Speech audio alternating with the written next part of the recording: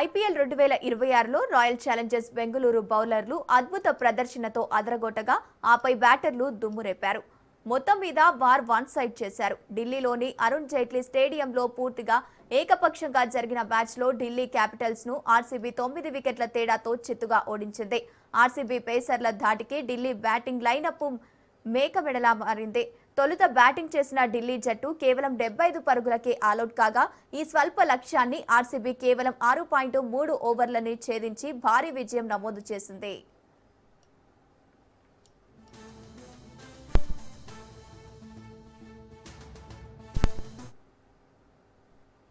Toss గెలిచి bowling ఎంచుకున్న RCB నిర్ణయం సరైనదని ఆ జట్టు పేసర్లు నిరూపించారు. జోసు హెజిల్వుడ్ 12 పరుగులు ఇచ్చిన 4 వికెట్లకు అదరగొట్టగా భువనేశ్వర్ కుమార్ 5 పరుగులు ఇచ్చి 3 వికెట్లు తీసి తన స్వింగ్ మాయాజాలంలో ఢిల్లీ బ్యాటర్లను ఉక్కిరిబిక్కిరి చేశారు. వీరి ధాటికి పవర్ ప్లేలోనే ఢిల్లీ వెనుదిరిగింది. ఒక దశలో 8 పరుగులకే 6 వికెట్లు కోల్పోయి ఢిల్లీ పీకల్లోతు కష్టాల్లో పడింది.